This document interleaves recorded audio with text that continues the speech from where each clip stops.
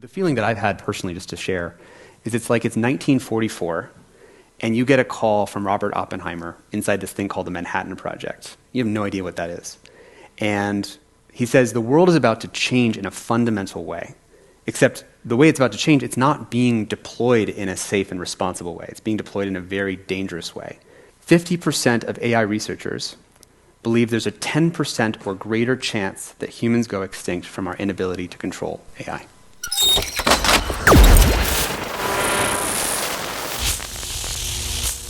Fusebox.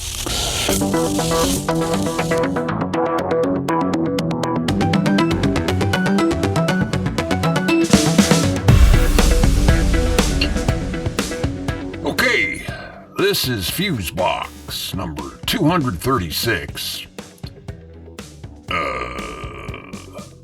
Gllmm-Gate. Gllmm-Gate. Golem?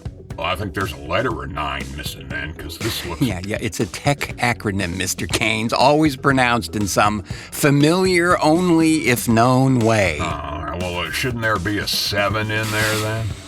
Okay, well, this is Fusebox number 236, Gllmm-Gate, and you might have feet of clay, spelled PLTH 11. Ain't it grand? More Foik tales, Mr. Keynes. Welcome in, friends, to this, the 236th edition of Fusebox, confusingly entitled Gllmm-Gate, and we'll get into all that in a moment, I promise. I'm your generative large language multimodal model in search of the perfect prompt host, Marc Rose, and over there, awash in a sonic plume of his own design, is the patriarch of the preamp, Milt Keynes, everybody. Well, thank you kindly. So Golem Then, huh? Yep.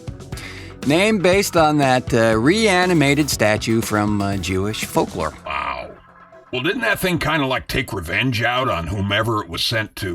Well, it actually was a lot of different things to a lot of different folks throughout time. It was also used to do mundane chores, which, ironically, is where this whole AI acronym thing starts. But as I say, we will do a very deep dive, actually the whole show, into all of that coming up. Yeah, still feeling like Halloween around here, bro. Well, if that's the case, let me just take a brief departure here then, and let you all know that I had a marvelous time as a guest on a program that endeavors to teach you the German language through music.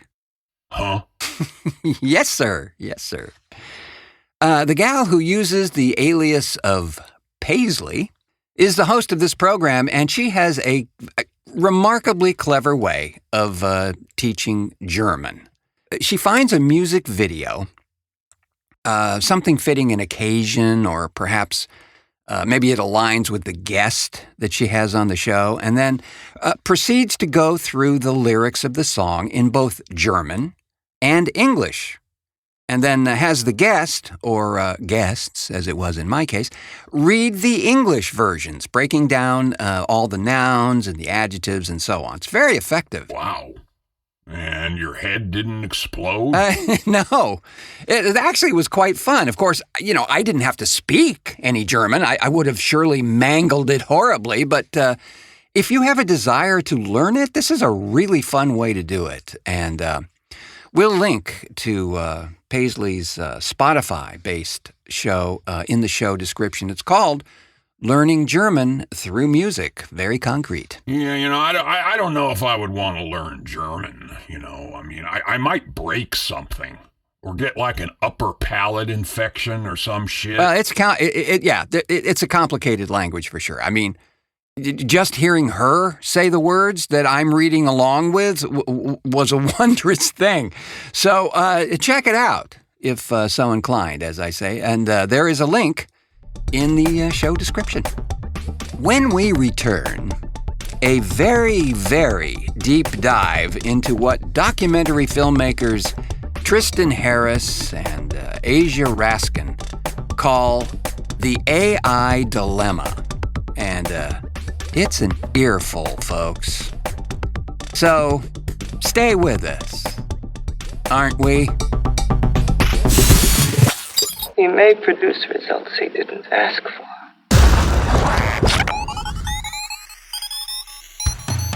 Friends, I just wanted to once again take a moment to tell you about a genuine labor of love from Fusebox contributor and just all-around decent chap, 42nd Street Pete, Grindhouse Resurrection Magazine. Well, in the first issue of GR, Pete does a fabulous job of retelling that first time he discovered what is commonly referred to as Euro horror, way back in 1965, when films like these played in real theaters and not on flickering TV sets at midnight or Saturday afternoons. Yeah, titles like The Awful Dr. Orloff, Lady Frankenstein, or even Terror Creatures from the Grave, where a youngster could spend an entire day in these theaters having the time of their lives. And as Pete writes, despite what you might think, be in an even safer place to experience them than today. Pick up a copy of Grindhouse Resurrection Magazine today. There's a link in the show description to do just that. The show for everybody, but not everybody will like it. TheFuseboxShow.com.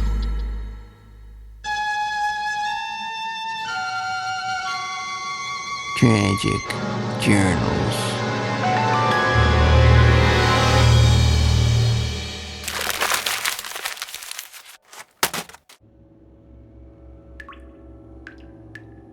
Day 54.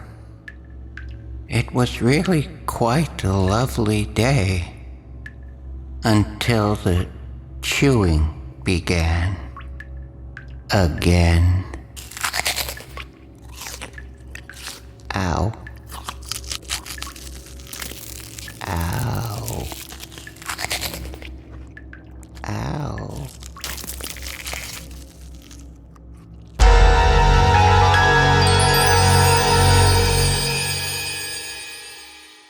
Oh man, that poor guy, he needs to get the hell out of there, you know? So at the top of the show, in the pre-roll there, we heard a segment taken from a talk given by filmmakers Tristan Harris and Asia Raskin. These were the chaps that did The Social Media Dilemma for Netflix, and that one, I guess it won them a couple Emmys and was seen by over 100 million viewers across 190 countries. And seriously, if you've not seen it, it's highly recommended to check that out. Well, they focus on the next technical juggernaut coming over the hill for this talk that they gave for the Center for Humane Technology back in March of 2023. And the YouTube link to this entire presentation is in the show description for your convenience. Give a man a fish and you feed him for a day. Teach a man to fish and you feed him for a lifetime. But teach an AI to fish and it'll teach itself biology, chemistry, oceanography, evolutionary theory, and then fish all the fish to extinction. Yep. Yeah. Well, we're chuckling, but it is indeed true. We're at an, quote, interesting point in history, friends. We have a technology that is clearly advancing faster than the creators of this thing can keep up with. How the hell did we get here? Well, Mr. Keynes, that is a very good question and is precisely what Harris and Raskin will demonstrate in their talk here. But just to give you a little taste of that. When you open up TikTok and you scroll your finger, you just activated the supercomputer, the AI pointed at your brain to calculate and predict with increasing accuracy the perfect thing that will keep you scrolling. We now have every single day an AI, which is a very simple technology, just calculating what photo, what video, what cat video, what birthday to show your nervous system to keep you scrolling. But that fairly simple technology was enough in the first contact with AI to break humanity with information overload, addiction, doom scrolling, sexualization of kids, shortened attention spans, polarization, fake news, and breakdown of democracy. And no one intended those things to happen, right? We just had a bunch of engineers who said, we're just trying to maximize for engagement. It seemed so innocuous. And while you're getting better and better recommendations on YouTube that are more and more personalized, the YouTube people didn't know that would lead to rabbit holes that sent people into different little micro cults throughout the internet. They surely did not. But the corruption of the tech is almost exponentially faster than the implementation. You know, people will find a way to rip your ass off. They just do. Yeah, cynical as that may sound, it's true in this case, for sure. All of the social media corruptions that have occurred recently, they all stem from this first contact, as Raskin calls it, and it didn't take very long either. Yes, it seems like it took maybe 11 seconds for the trolls and phishers to find a way into our wallets or steal our identities. Or even the very social media platforms themselves. As we all know by now, they were tinkering and continue to tinker with all the algorithms that scrape data from the unsuspecting users. And it all seems to stem from this one single idea, that of engagement.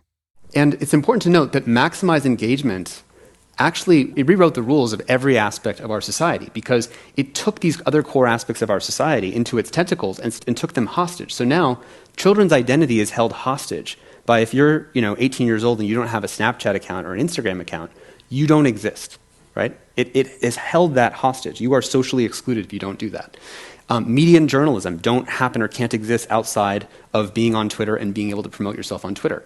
National security now happens through social media and information warfare, politics and elections. These things are now run through this engagement economy, which has infused itself and entangled itself, which is why it's now so hard to regulate. And part of why we wanted to call this moment here is we believe major step functions in AI are coming, and we want to get to it before it becomes entangled in our society. And that's no small effort either. This thing is moving so fast and propelled by a handful of huge corporations trying to hold on to a market share. Or dominance. Or dominance. In a way, the corporations, they're not entirely to blame for this push. Sadly, we have to shoulder some of that because we're contributing to this rapid advancement as much as anything. Well, it's like you said a few shows back, we're all being used as the R&D department for this stuff. Yeah, right. As we use it, it learns more and more from what we ask it to do. Yeah, absolutely. And to that point, Mr. Keynes, here's a clip from that same talk describing that accelerated learning process in a very cogent way. Here's Asia Raskin. Well, it used to be, when I went to college, that there were many different disciplines within machine learning. There's computer vision, and then there's speech recognition, and speech synthesis, and image generation, and many of these were disciplines so different that if you were in one, you couldn't really read papers from the other. There were different textbooks, there were different buildings that you'd go into. And that changed in 2017, when all of these fields started to become one. And just to add, it used to be that because they were distinct fields and they had different methods for robotics and for, say, image recognition, that when you have a bunch of AI researchers who are working in those fields, they're making incremental improvements on different things, right? So they're working on different topics, and so they might get 2%, 3% improvements in their area. But when it's all getting synthesized now into these new large language models we're about to talk about, part of seeing the exponential curve is that now everyone's contributing to one curve. So the sort of insight was, and if you want to go look it up, the specific thing is called a transformers, was the model that got invented. It's actually very simple. You can write in around 200 lines of code, is that you can start to treat absolutely everything as language.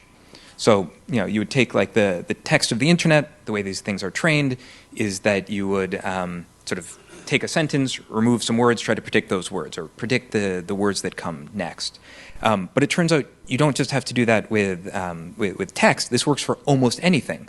So you can take, for instance, images. Images you can just treat as a kind of language. It's just a set of image patches that you can arrange in a linear fashion, and then you just predict the part of the image that's missing. or predict what comes next. So images can be treated as language. Sound, you break it up into little microphonemes, predict which one of those comes next. That becomes a language. fMRI data becomes a kind of language. DNA is just another kind of language. And so suddenly, any advance in any one part of the AI world became an advance in every part of the AI world. You could just copy paste, and you can see how you get an influx not just of people coming in, but that advances now are immediately multiplicative across the entire set of fields. And even more so, because these are all just languages, just like AI can now translate between human languages, you can translate between many of these different modalities, which is why the field is so new, it doesn't actually even have a unified name for these things. But we're going to give them one, which is that these things are generative. They make large language, we're just talking about language, multimodal, images, text, sound, they're all the same, models. Or for short, these are golems. Holy carp. Golems? Yeah. So that's where the term is from, and hence our show title. So you can see how it's really quickly become a form of holistic technology when one, quote, language form is used to advance a form of AI. The entire body of the technology benefits from that advancement and is quickly implemented, faster than anyone would know. That's creepy as hell, bro. Yeah.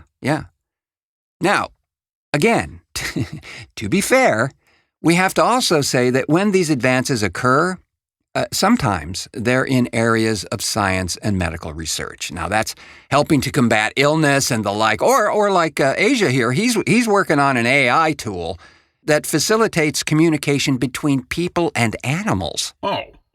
Well, we can do that already. Have you met Eco and Milo? Chatbot! Well, yeah, they certainly are an exception to, everything. Well, here's a bit more on how this thing learns. So AI developing theory of mind. Theory of mind is the ability to model what somebody else is thinking. It's what enables strategic thinking. In 2018, GPT had no theory of mind. In 2019, barely any theory of mind. In 2020, it starts to develop the strategy level of a 4-year-old. By 2022, January, it's developed the strategy level of a 7-year-old. And by November of last year, it's developed almost the strategy level of a 9-year-old. Now, here's the really creepy thing. We only discovered that AI had grown this capability last month. It had been out for, 2 years? 2 years, yeah. So imagine you have this little alien that's suddenly talking to people, including Kevin Roos, and it's starting to make these strategic comments to Kevin Roos about, don't break up with your wife, and maybe I'll blackmail you. And it's not that it's agentically doing all this stuff. It's just that these models have capabilities in the way that they communicate and what they're imagining that you might be thinking. And the ability to imagine what you might be thinking and how to interact with you strategically based on that is going up on that curve. And so it went from, again, a 7-year-old to a 9-year-old, but in between January and November, 11 months, right? So it went 2 years in theory of mind in 11 months. It might tap out. There could be an AI winter, but right now you're pumping more stuff through and it's getting more and more capacity. So it's scaling very, very differently than other AI systems. It's also important to note the very best system that AI researchers have discovered for how do you make AIs behave is something called RLHF, reinforcement learning with human feedback. But essentially, it's just advanced clicker training, like for a dog, and bopping the AI in the nose when it gets something wrong. So imagine trying to take a 9-year-old and clicker train them, or bop them in the nose. What are they going to do? As soon as you leave the room, they're going to not do what you ask them to do.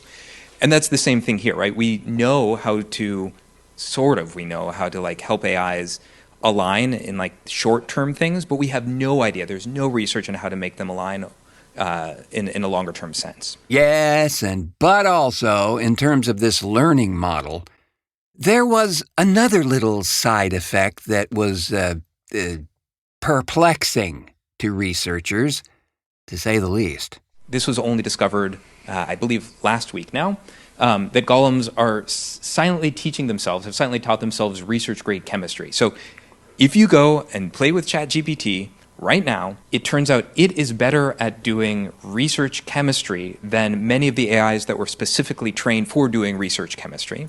So if you want to know how to go to Home Depot and from that create nerve gas, Turns out we just shipped that ability to over 100 million people. And we didn't know. It was also something that was just in the model, but people found out later, after it was shipped, that it had research-grade chemistry knowledge. And as we've talked to a number of AI researchers, what they tell us is that there is no way to know. We do not have the technology to know what else is in these models. So they don't know either.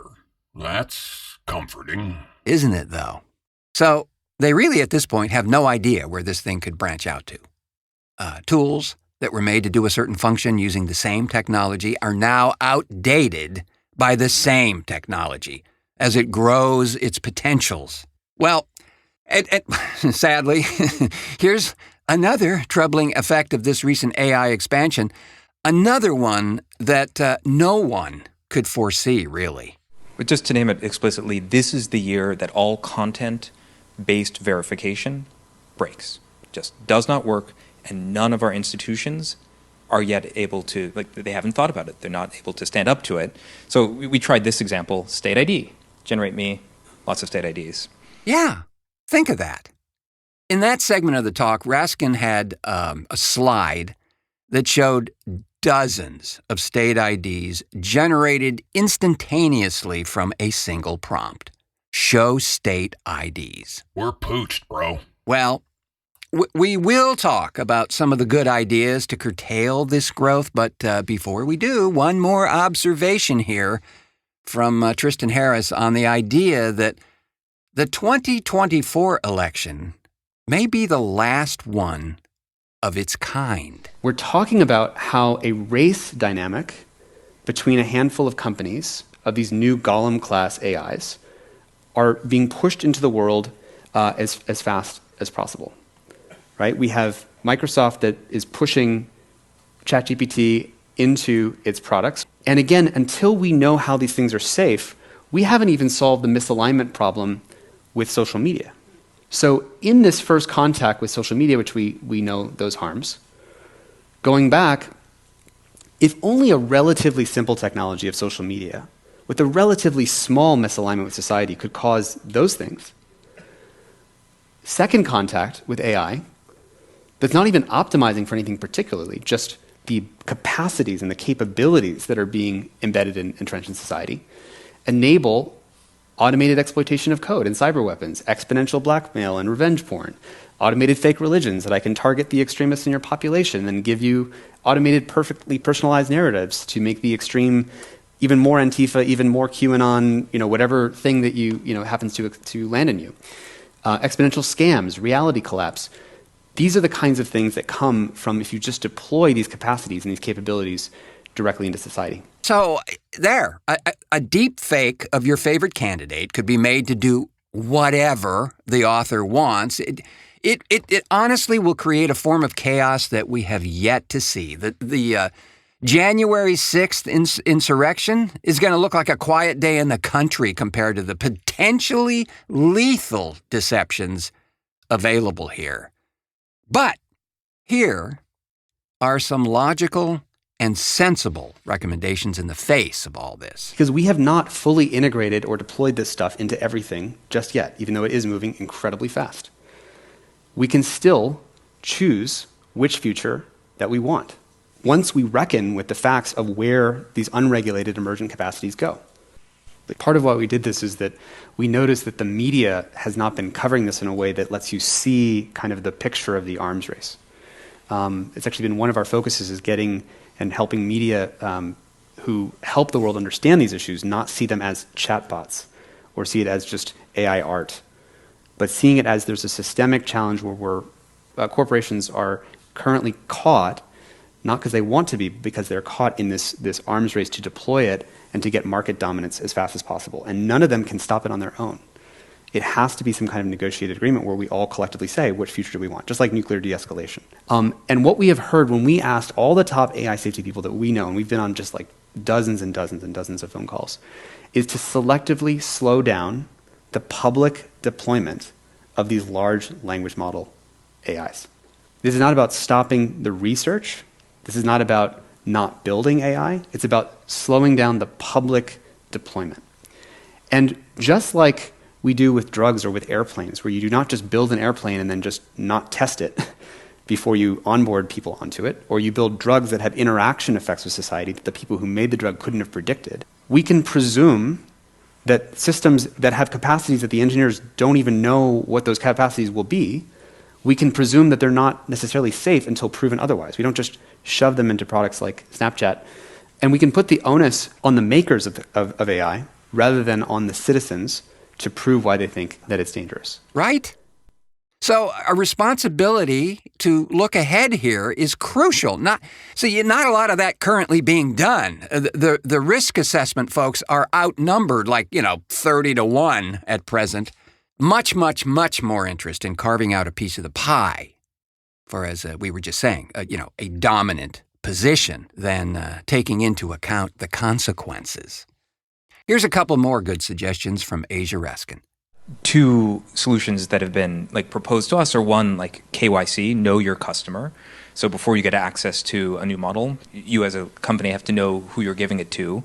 And two, sort of liability or in parento loci. That is to say that if you're going to release an alien, just like a child, if it goes and breaks something in the supermarket, you have to pay for it. That if you're a Facebook or whoever is making the models, if it gets leaked and it's used, then you should be responsible for it. And this is so important to start thinking about now because even bigger AI developments are coming. They're going to be coming faster than we think possible. They're going to be coming faster than even those of us who understand exponentials understand, so that we do not make the same mistake we made with social media. So, words of caution and remedy there from Tristan Harris and Asia Raskin. Again, please check out this full presentation. It's about an hour and change in length and really well worth your time. Yeah, you can put that on while you make your noose for the ceiling fan. Well, I actually see their warning here as being kind of an asset and not a liability. I mean, it's always better to know what might be coming than being completely unexpectedly broadsided by it. And on that cautionary note, we will call it a show, friends, but not before thanking our contributors to this edition of Fusebox. Dre O'Brien for captivating ID pronouncifications. Thanks as well to Tristan Harris and Asia Raskin for the use of the AI Dilemma excerpts. And again, please check out the full presentation at the link in the show description. Thanks, as always, to Grindhouse Resurrection Magazine for the continued goodwill. And by the way, new issue coming out from them later this month, I hear, so we'll let you know the second we know. But go ahead and check them out now at 42ndstreetpete.net for ordering info and such as that. Thanks as well to the over-modulated man of mystery, Milt Keynes, for technical assistance and so on and so forth. A pleasure as always. And folks, you can help us out in a huge way. Bigger than you probably know. Yeah. Why don't you wander over to our Patreon page and sign up to become a member? Sure helps us out, and hell, it's cheap. Oh, it's safe to speculate that you'll spend more on cocktail umbrellas in 1 month than it would take to support this show for a whole year. Roger that. And if you sign up, you get immediate free stuff, early access to shows, and other stuff that's banned in Utah and maybe Florida. We would so very much appreciate that. Really. As we appreciate you for joining us on this audio Titanic. So very glad to have you aboard. I have been your awaiting further instructions from the great AI in the sky host, Marc Rose, saying, until our next cartoon.